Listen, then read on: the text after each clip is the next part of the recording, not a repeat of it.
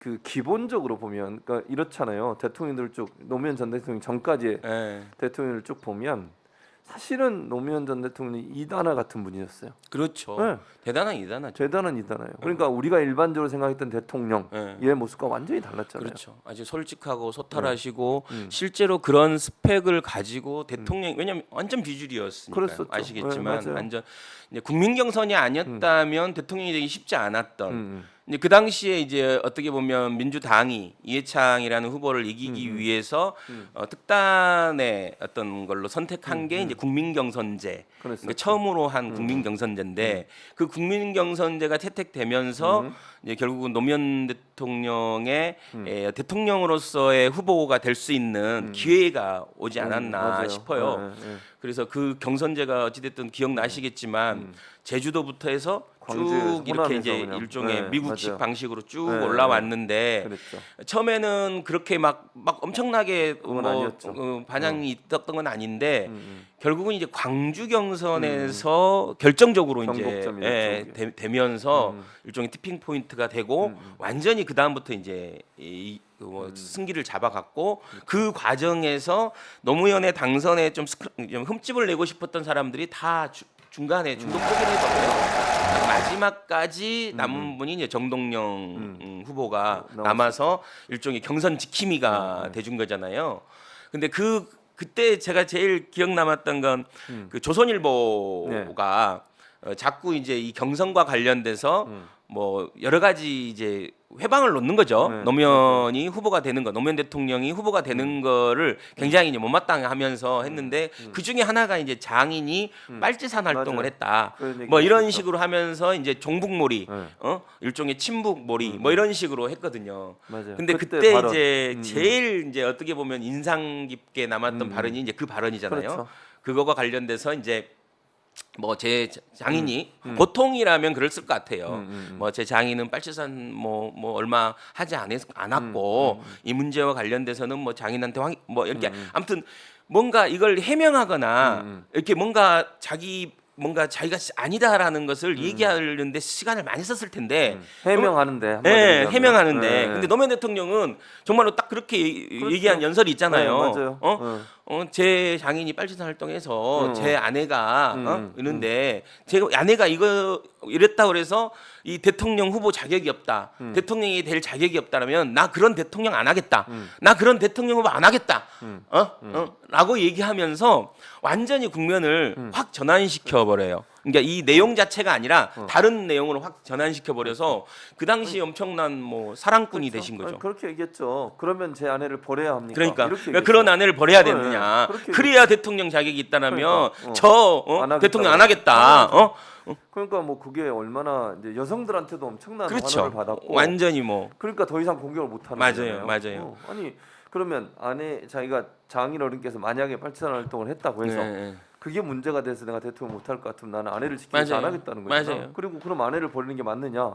그럼 할 말이 없잖아요. 그렇죠. 그리고 이제 이런 공작을 통해서 민주당 새천년 민주당의 대통령 후보 경선 과정에서 참여하는 조선일보는 당장 손을 떼라고 그냥 거기서 아무튼 언론과 관련돼서 명확하게 얘기를 하시죠. 맞아요. 그런 것들이 사람들 마음을 엄청 움직였던 것 같아요. 이 조선일보 언론 개혁을 하겠다라는 것도 상당히 이게 집권 내내 그러니까 노무현 기념관에 가보면 집권 내내 얼마나 많은 언론들이 노무현 대통령을 굉장히 어떻게 보면 모욕을 줬는지 그렇죠. 공격하고 이런 게 그랬어요. 너무 나오잖아요. 그래서 그러니까 뭐 학교 문제, 이런 문제, 경력 문제 이런 거 가지고 공격을 하고 미국도 한 번도 안 갔다고 네. 막 그런 그런 것들 미국도 공격을 한 번도 안 갔다 안 다녀온 대통령이다 뭐 뭐 그런 이런 식의 이제 얘기를 하고 맞아요. 말도 안 되는 어떤 흠집내기 그렇죠. 이런 게 엄청 많았던 것 같아요. 많았었죠.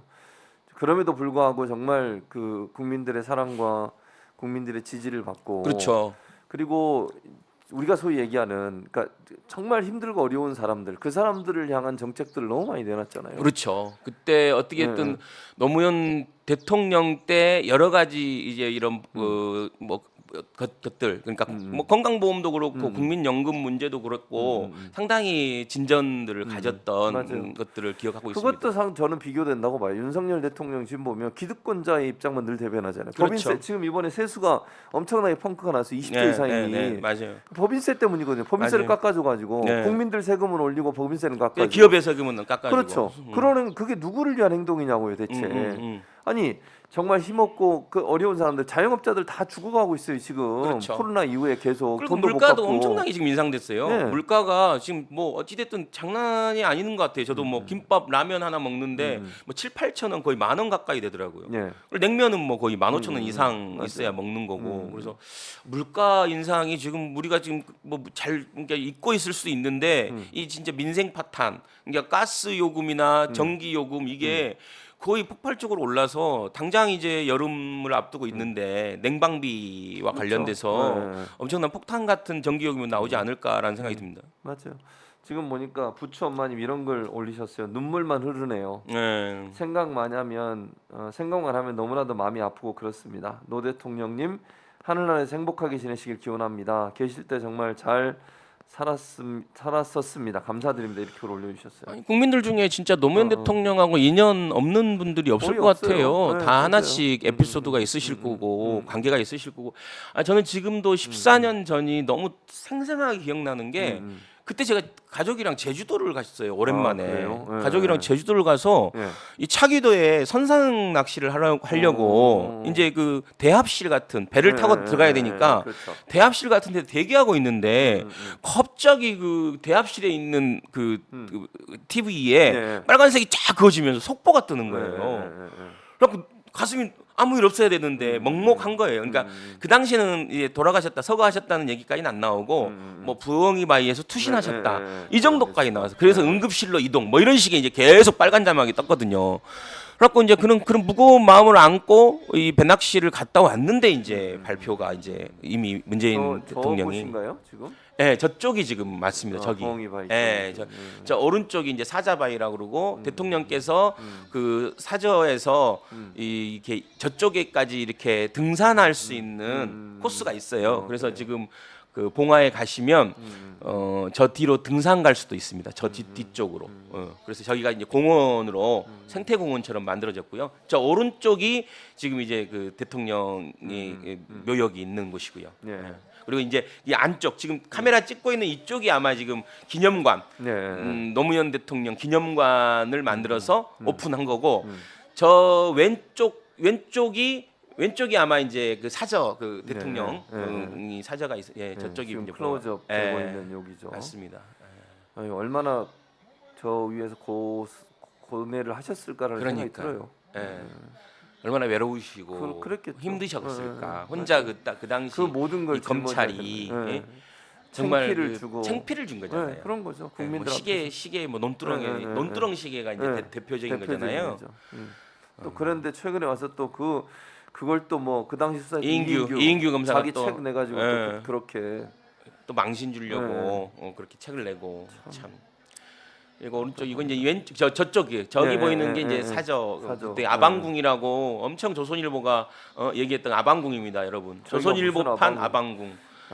전혀 어제 이제 지금 원래는 저게 이제 예약을 해서 들어갈 수가 있어요. 사저를. 네, 사저는 이제 예약을 하면 들어갈 수가 있는데 지금 그 추도 기간이라서 어제 이제 주말부터 이거는 일종의 이제 무료로 개방을 했는데 제가 어제 들어가 보니까 참 정갈하게 잘 그러니까 오른쪽이 대통령이 실제 사셨던 공간이고 왼쪽이 경호하시는 분들이 사시는 공간이에요. 그러니까 대통령 조그만데 그러면. 그렇죠. 엄청 적은 거죠. 그래서 어제 설명하시는 분이 그러더라고요. 대통령은 늘 일하는 사람과 같이 있고 싶어 했대요. 보통 경호동은 분리돼 있잖아요. 그렇죠. 이렇게. 그래서 저희가 이제 그랬죠. 일하는 사람은 떨어지고 싶었을 텐데. 그랬겠네. 그랬을 수 있겠네. 그랬잖아요. 여긴 또 여기는 뭐예요? 이제 그 생가.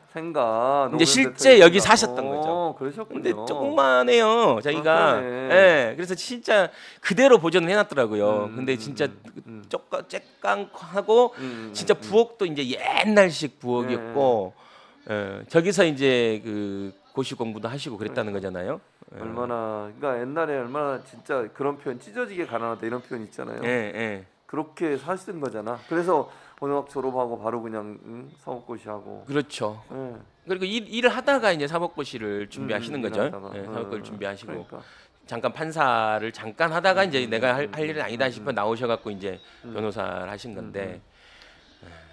그리고 이제 보면 그때도 그 변호사다가 정치가 뛰어들기 전에 이제 노동운동도 하고 이런 걸 하셨잖아요. 그렇죠. 이제 문재인 그때- 대통령을 만나서. 그렇죠. 그때도 사실은 그 당시에는 안기부였나요? 안기부에서 간첩으로 몰고 그다음에 불온 서적 갖고 있다고 해서 막 부산에 있었던 학생들 그 불임 사건. 네, 불임 사건을 그 사건을 또 변호를 맡으면서 그렇죠, 변호를 이제 맡으셔. 옛날에 변호인이라는 영화에서 보여준 그렇죠. 것처럼 본인의 이제 세계관, 인생관이 완전히 바뀌는 거죠. 거잖아요. 그 전에는 굉장히 영업자라는 변호사였대요. 네. 그래갖고 이제 거기 보면 그런 거잖아요. 뭐 변호사가 변론만 하는 것이 아니라 무슨 등본도 맞아요. 올려주고 그런 거 이런 있고. 행정사 네. 역할도 맞아, 할 수 맞아. 있고 여러 역할을 할 수가 있어요. 변호사는 변호사를 따면 여러 자격증을 동시에 취득하는 것이 돼서 예. 이제 그걸 이제 다른 변호사들은 일종의 낫다. 예를 들면 음. 일을 보면 낫다고 생각하고 안 했는데 예. 노무현 변호사는 이제 일종 이제 밟고 그렇죠. 마케팅 이런 게 예, 예, 밟아서 예. 실제 그때 변호인 보면 돈 많이 벌잖아요. 명함에다가 이게 돈 맞아요. 그걸로 예, 돈을 예. 엄청 많이 벌잖아요. 많이 벌어요. 예. 네, 그래요. 근데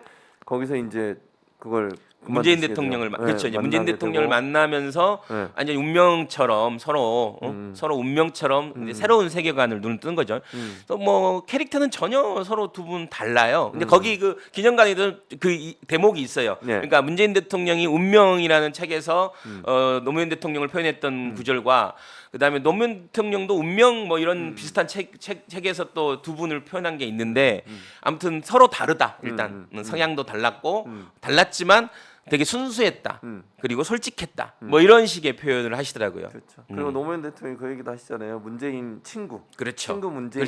그렇죠. 네, 그 얘기를 해요. 그게 이제 부산 선대위 네, 오픈 선대위와 관련돼서 행사 때 가서 이제 소개하면서 문재인의 친구다라고 얘기한 진짜 뭐 최상의 극찬이죠, 극찬.